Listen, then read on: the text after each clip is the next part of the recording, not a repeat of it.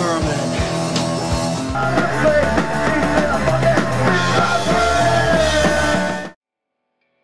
What happens when two of punk rock's most influential bands collide, not in sound, but in spirit? Black Flag and Descendents may have shared stages, scenes, and even fans, but they represented two completely different philosophies that shaped punk's future in opposite directions. Black Flag, led by Greg Ginn and fronted by volatile figures like Henry Rollins, embodied confrontation and chaos. Their music was jagged, unpredictable, and cathartic, a sonic mirror of frustration and alienation. Songs like Rise Above and My War weren't just punk anthems. They were emotional exorcisms, rejecting society with every dissonant chord. Black Flag turned punk into a vehicle for endurance, raw survival through noise. On the other hand, Descendents brought vulnerability and humor into punk. Milo Aukerman's nerdy charm and the band's melodic sensibilities gave rise to nerd punk, or pop punk, decades before it became mainstream. Tracks like Hope and Suburban Home captured the teenage struggle not with rage, but with awkward honesty. The Descendents made punk accessible, personal, and emotionally resonant without losing its energy. The philosophy of anger versus the philosophy of awkwardness. In the chaotic world of early 1980s punk, Black Flag embodied pure rage. Their philosophy was confrontation against authority, society, and even themselves. Henry Rollins turned anger into a weapon, a means of survival in a world that felt suffocatingly fake. Songs like Rise Above and My War were not just screams, they were existential statements. Black Flag saw pain as truth, and truth is something you had to tear out of your own skin.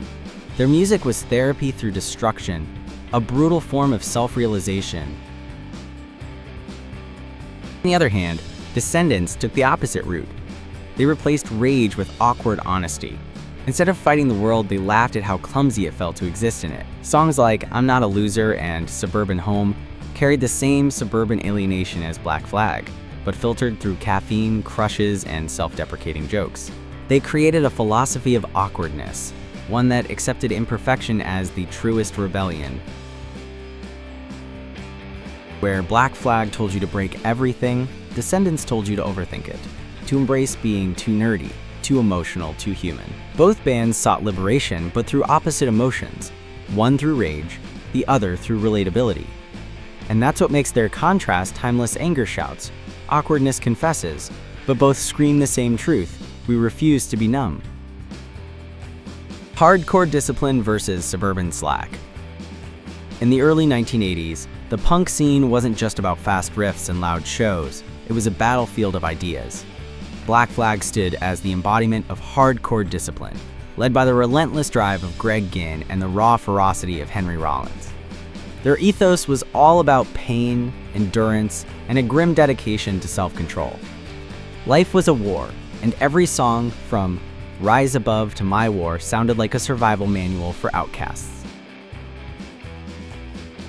Meanwhile, in the same Southern California suburbs, Descendents were building something entirely different: suburban slack. They weren't screaming about political rage or existential despair, they were singing about coffee, boredom, and heartbreak. Songs like Suburban Home and I'm Not a Loser captured the irony and absurdity of growing up aimless in the suburbs. If Black Flag was a clenched fist, Descendents were a shrug and a smirk, yet both represented rebellion in their own way. Where Black Flag's philosophy demanded confrontation and control, Descendents' response was detachment and humor. But that contrast defined punk's evolution. It showed that rebellion didn't have to be all aggression, sometimes it could come from laughing at the chaos rather than punching through it. Punk as therapy versus punk as science.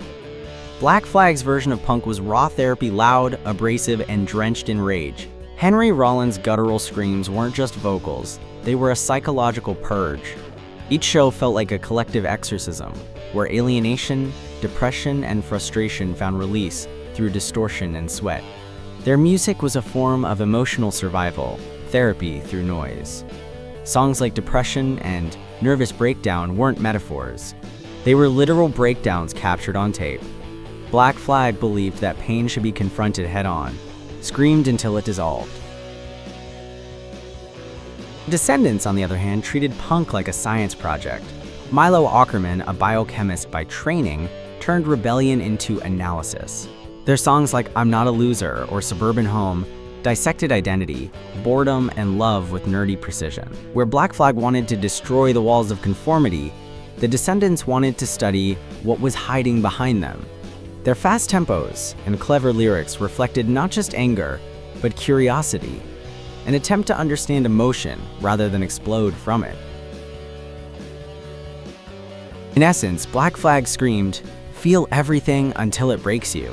Descendants replied, "Understand everything before it does." One healed through chaos, the other through logic. Together they shaped two distinct schools of punk thought, the emotional therapy of destruction versus the intellectual science of self-awareness. Punk wasn't just rebellion anymore. It became a mirror, one cracked, one calculated.